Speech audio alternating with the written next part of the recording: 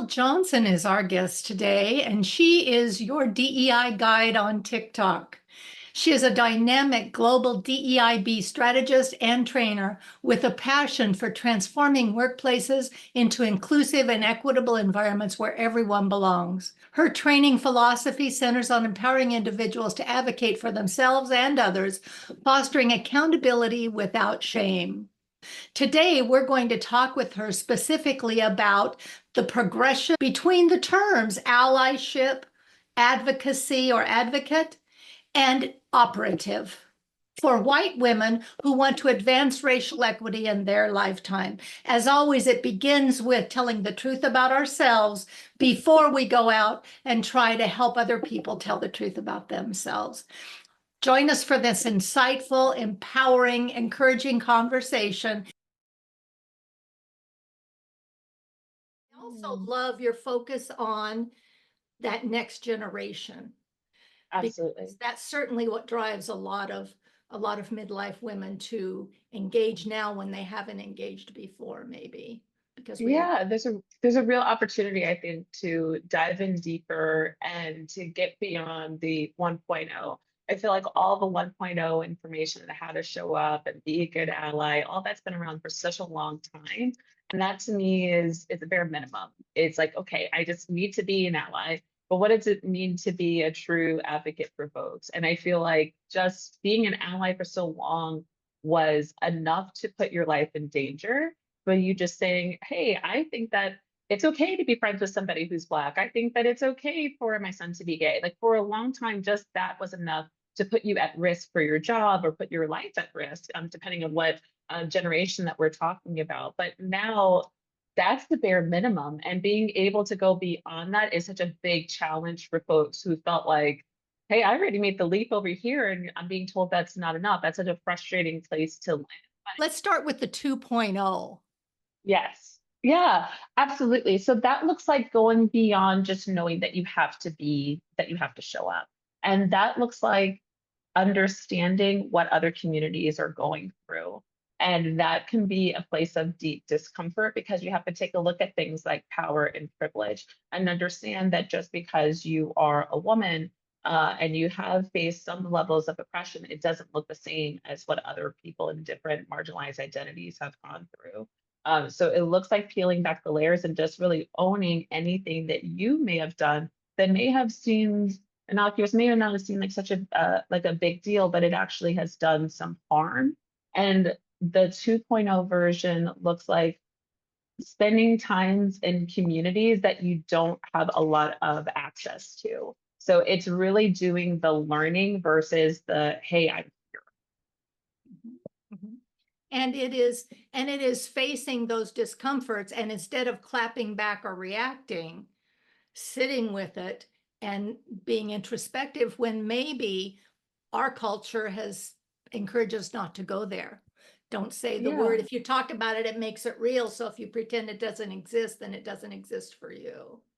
Yeah, absolutely. I mean, I think for such a long time, if we're just like taking a look at, let's say, racism, for example, and for generations, and I'm thinking especially Generation X, being told not only at home, but like through media, if you see color, you are a problem. You are morally wrong if you say that you recognize that people have ethnicity. You're just supposed to ignore that and say that you see them for the person that they are. And if you don't say that, you are morally wrong, and then being told now, oh, if I say that I'm colorblind, now I'm a racist? Like, what does that mean? Like, how can you say that? That I've always been told the other thing. So it's of this resistance around, I was told that I was doing the right thing. I was told talking about politics was wrong. I was told that talking about social justice is rude. So I'm doing what I was always told to do, especially women.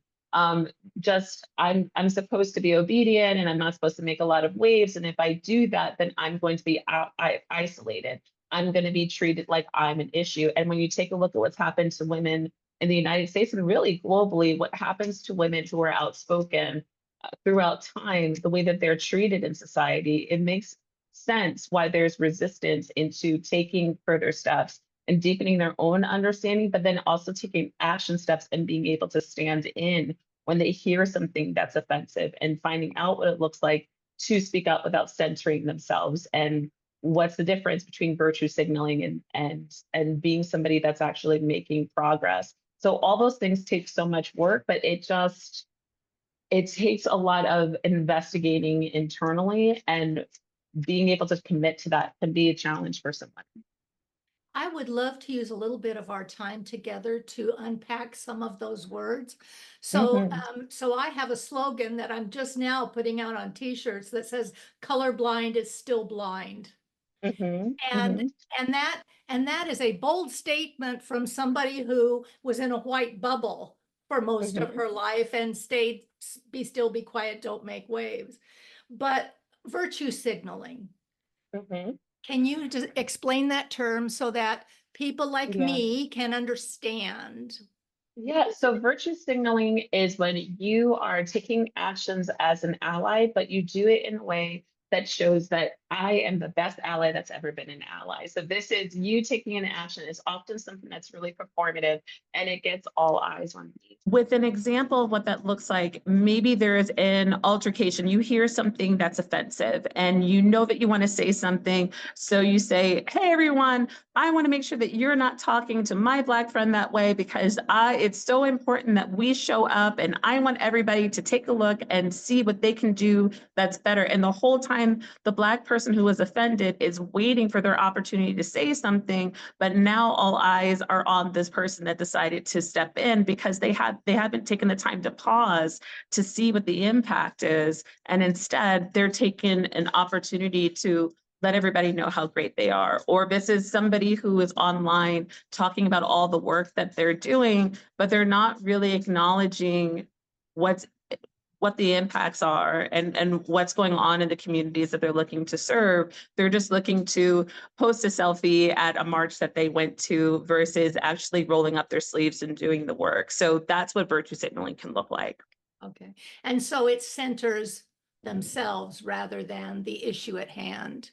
Absolutely. And It's the so, making, telling everybody I'm one of the good ones. And if you're doing the actions, we already know that you're one of the right, good ones. You don't have to actually say it. that's the I'm not racist, I have a Black friend. Sure.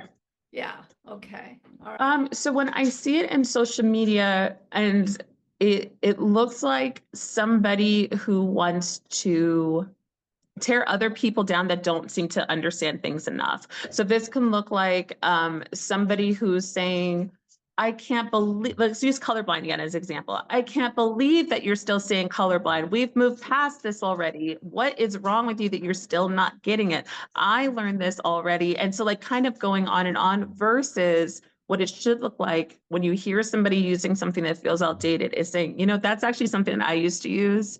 And this is what I learned, and this is what has been more helpful. You might not have known that. It's like being able to meet other people where they are as opposed to showing up as I just, up on a pedestal. Because as soon as we do that, when it seems like we're up here and they're down here, nothing happens. This is us wagging our fingers and everybody seeing us as somebody who knows it all. And we can get a lot of people to agree with what we're saying, but are we actually making progress with the person that has said something that was not aligned to what our values are? So we can't really bring people along if all we're looking to do is share information, but share it in such a way that it makes other people feel less than. That's, I feel like, where the big divide is in our country when people are looking at some groups in one way or the other. It really seems to be aligned with, well, they're saying that I'm dumb, or they're saying that I'm bad, or they're saying that I'm not enough in some way. And that makes me really want to uh, sink my teeth in or sink my feet in a little bit more. And I'm not really willing to move forward because I'm so focused on how embarrassed I feel. And I just don't want somebody else to tell me that I'm not a good person. So that's the way that I see it on social media the most. And the way to combat that is really just to be honest in ways that you have come along and be willing to, let's have a call in situation versus having a call out situation. When I'm calling somebody out, this is, I want everybody to know that this person is a problem. And sometimes a call out is okay, but often what is needed is a call in, and that takes more time, but it decenters yourself and it centers the issue, and it brings in an opportunity for there to be some education and some growth. Even if the person that you're calling in doesn't get it, it can stir a conversation among the other people who Absolutely. are commenting. I mean, it's like marketing with anything else, right? You have to hear something 7 times before you start to really get interested in it, and then it takes even more than that for you to really start to buy into an idea. So we really are selling ideas when it comes to social justice and for human rights. And it's, in our minds, we can think, well, it shouldn't be that way, but it is. You really need to hear it over and over again, but you have to hear it from direct sources and you have to hear it from kind sources.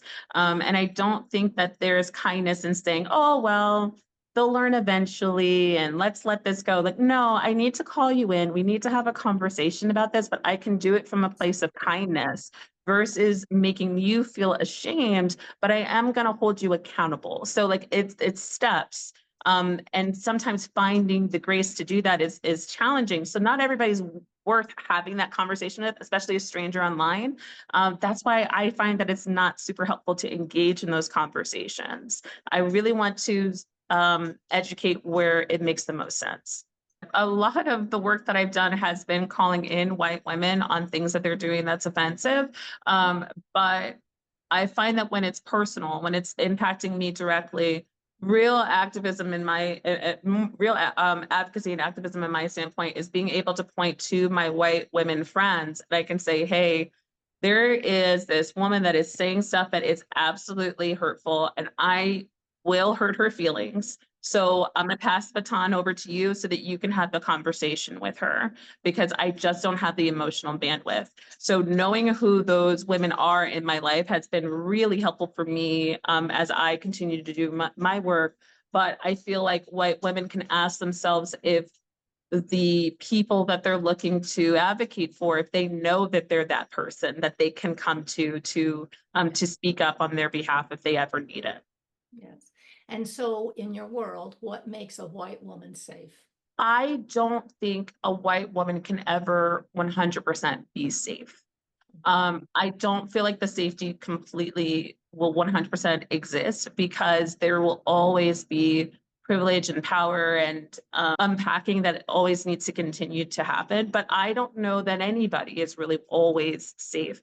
I think that being able to build psychological safety should always be a goal. It's like a North Star, but I don't know that anybody ever gets there. But I think that we can build towards safety by being able to show up consistently. And I start to trust, and we can build trust even if I don't have safety. I feel more trust when I see that she's somebody who's willing to speak out. And it's not something that she's only going to speak, and we're talking about race here, she's only going to talk to other Black people about these issues, but I never see her have those conversations with other white people. So if I feel like if somebody is using social media, seeing that they're using their platform to talk about these issues, elevating the voices of those who are marginalized and using their platforms to be able to do that, that gives me a sense of trust. But there's always going to be an element of I can trust her somewhat, but there's always a fear of when am I going to be let down? And I feel like white women, that can be frustrating because it's like, well, what do you mean I can never, no matter what I do, it's never enough. But it's like it's just understanding that fear that's there is there for a reason and being okay with that. That there's always going to be a bit of a gap. And we'll never be able to totally close that. It's been going on for so many generations. But we can start to build trust. And that's a really great next step is to feel trustworthy. One of the things in this election cycle that I saw happen, Black women saying, I love that these white women did this, call in for 2024 and that they're, standing up, but I'm scared to death that it's not going to last because it never does. This is what I can do today for reparations. I can be consistent. I can keep showing up. It's not my job to get Black folk to trust me. It's my job to inspire white women to be safe places. It brings me back to a video that I did a while ago where somebody was talking about the whole man versus bear thing. If you're out in the woods, who would you trust? And then White Women Whisperer, she did a video saying, well, if you're in a conference room and you had to choose if a white woman or white man comes into the room, who would you choose? So I did a video on that. saying why I would choose a white man over a white woman, why I feel a bit more safe with a white man than a white woman. And there were so many women that are like, well, I'm an ally. Like, I don't understand. How could you not trust me more? But then others were saying, well, I don't trust white women either. And I'm a white woman. So because there's this lack of true community, like not really being able to see one another and hearing things like, well, all white women are conniving and all white women want to, destroy and all this other stuff. It's so toxic. And I don't find that to be true. But until we start having the conversations of what it looks like to truly come together, that's the way that it's going to be. And being able to acknowledge the harm and hurt that happens in corporate environments and just in life from white women, even though the intention might not be to do harm. The most significant harm I've ever had with racism has been from white women who had always said that they're allies or that they're progressive. And it turns out that they have a lot of work to do. Yeah, when it's convenient and not too difficult. Yeah. Absolutely. Yeah. And the white bubble is real, because what I knew about myself when I came into this work was I always have the privilege, if it gets too hard or I get threatened, to bop out into my white bubble. But my black and brown sisters don't have that option, No. and Mhm. I can't in good conscience do that anymore. I just can't. Mhm. I refuse Mhm. to. I could. I won't. Yeah. But Yeah. yeah. No, So it takes a lot of unpacking to recognize that that's what the issue is and that it exists. And this whole, well, we just need to see people as people, but not understanding the hoops and ladders that Black and brown people need to go through.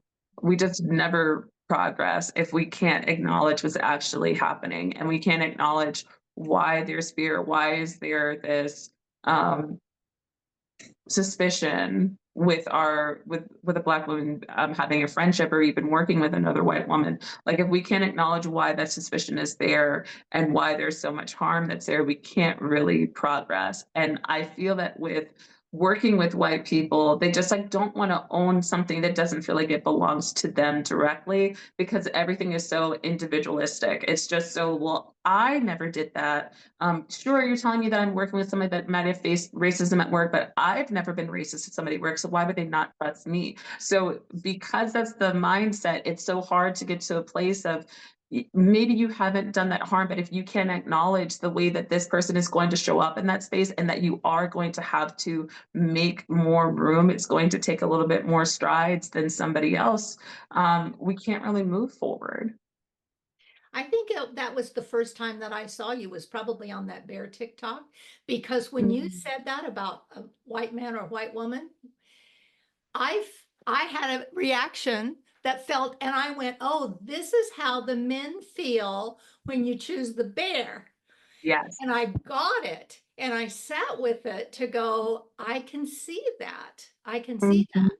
One of the Mhm. places that I see white women naturally want to intersect with Black women is on our womanhood experience in the workplace.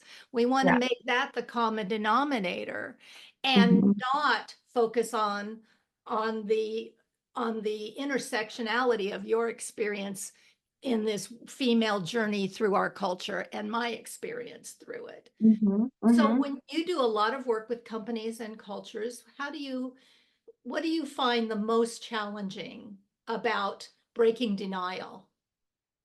Um, I think that it's ego, and trying to help people through ego is definitely the biggest thing, because nobody wants to be seen as the problem or the bad guy in any way.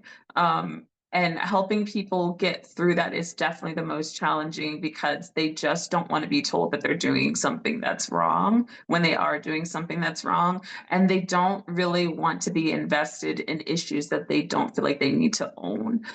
So that can be really challenging, in that I know if they're in a room with me, they're interested in doing the right thing. But there's this big level of discomfort. And I always say that there's no growth in comfort.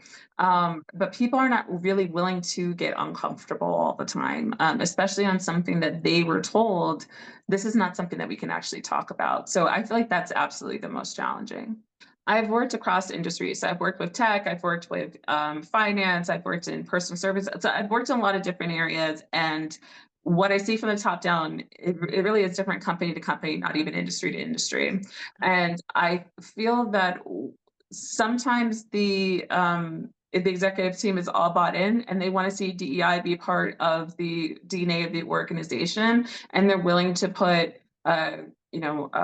key performance indicators attached to people's goals. So like they're seeing that everybody has like some DEI element that they need to be working towards.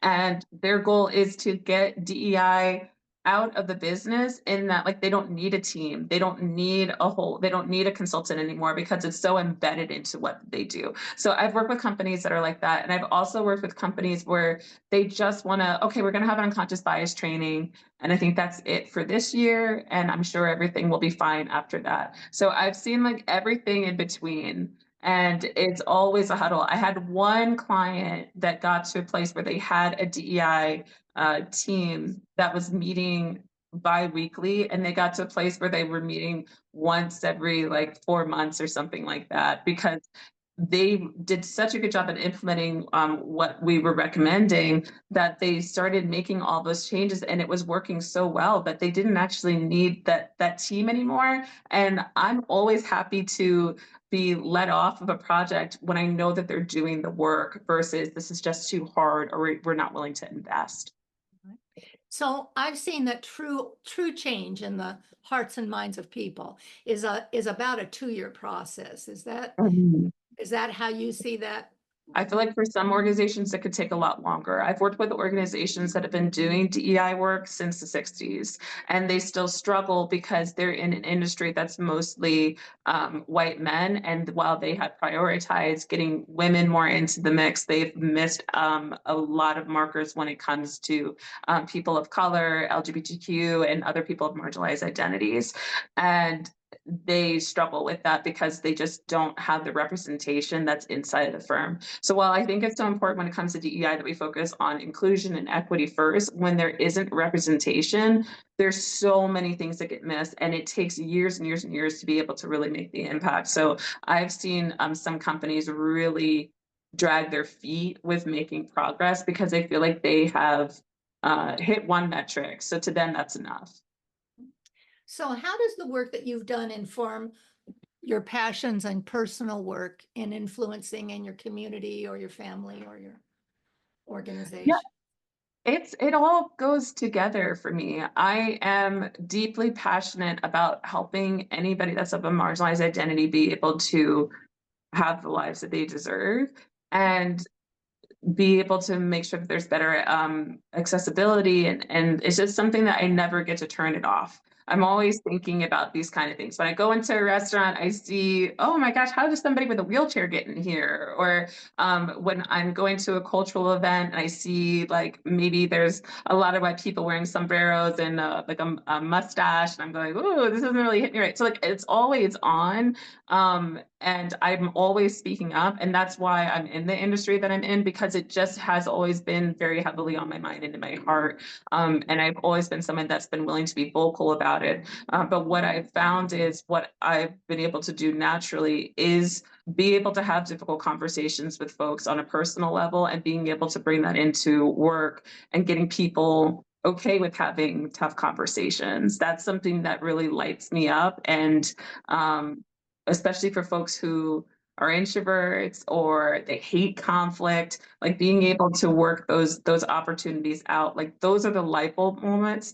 And while I want to change full organizations on an individual to individual level, like that's what really makes a difference. That's the stuff that they bring home with them. That's the stuff that I have conversations with my friends about that they remember for years. So I'll hear from people that I've had conversations with 5 years ago, and they say, Noelle, I stood up for somebody and you taught me how to be a great advocate. Like that's the stuff that gets me going, and why I'm always going to be in this work in some facet, because it's just a big part of my life.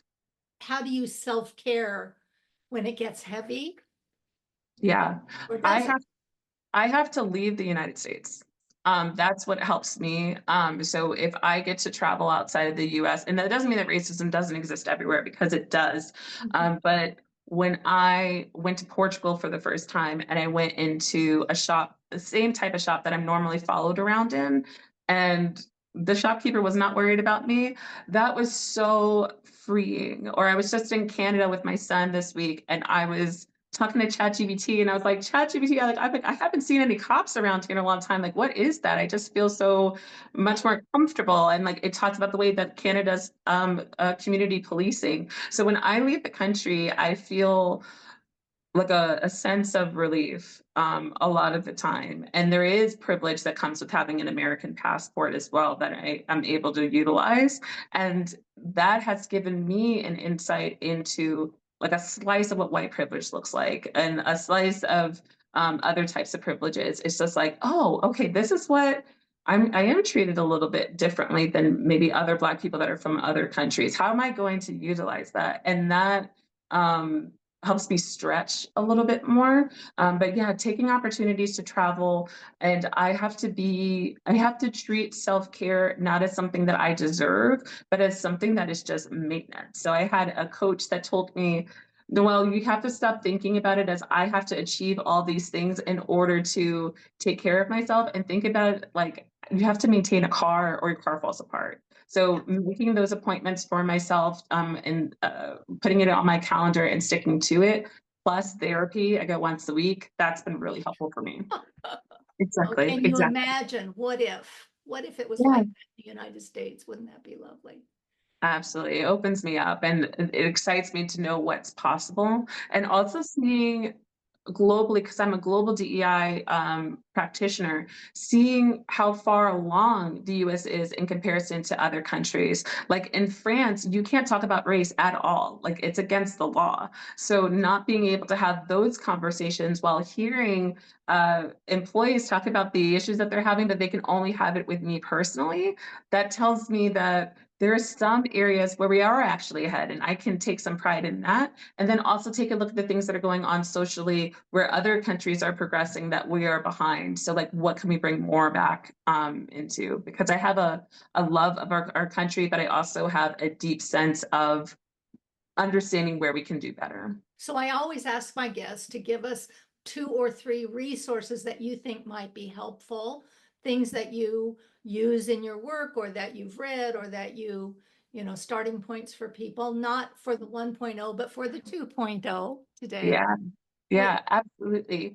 I think one of the best places to get started is actually TikTok. I'm a TikTok fanatic. I love it. But when using it, spend time learning from communities, from people who are subject matter experts on their own communities. So I've been learning so much about Indigenous communities because I follow a lot of Indigenous creators, and spending time there and interacting there, and then waiting to do the videos, waiting to talk about what I'm learning until I feel like I've really gotten it, and then posting about it, what I've been learning along my own journey.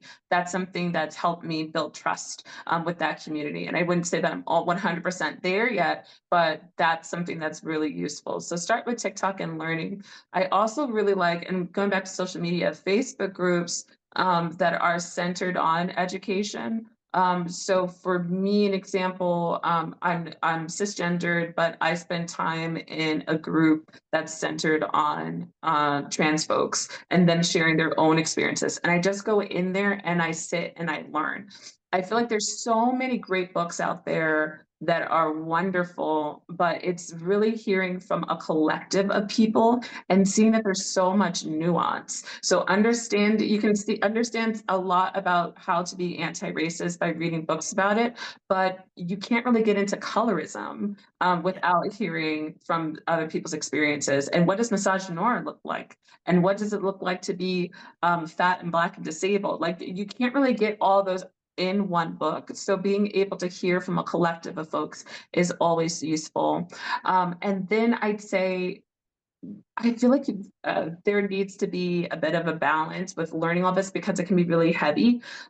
There's a book called You Gotta Hear What Happened to Lacey. It's written by Amber Ruffin, who's a comedian, and she wrote it with her sister, Lacey. It is so funny, and just talking about her sister's incidences with racism, and there are parts of it that are absolutely heartbreaking, but because of their view of these experiences, it's literally like a laugh out loud book about racism. And I think that we need to have some of that balance in there because, yes, it is also heavy and it's also dark and terrible, but there is a way that we can find joy in the education and we can find joy in loving our own community. And I feel like allies would get a lot out of, they have two books, but starting with that first one, and it's an audible book as well. That's so much fun to listen to. I love that. And so where can people find you for You personal or professional? Absolutely. You can find me on TikTok at Your DEI Guide, and you can also find me on LinkedIn. Full name is Noelle Christina Johnson, so you will find me on there. And do you have any parting thoughts or anything else that you might like our audience to know? Take the time to be okay with being uncomfortable. It's okay if it doesn't feel quite right. That is your body's indicator that you're trying to grow. And it's okay that it's scary, but lean into that. And also lean into one another. It's great to spend time with the creators and the educators that are of the identities that you're looking to advocate for, but spend time with other white women who are doing the work alongside with you. Bounce ideas off of them first before you go to the educators that are of color, because that's where you really can get into stick or foot in our mouths a little bit. But if I can get feedback from the other women that are doing the same work, I can understand where some of the pitfalls are. So utilize each other as your own community, because building each other up is really what helps us progress. Right. And connect, which is something we are not particularly good at, and we have a lot to learn, but Absolutely.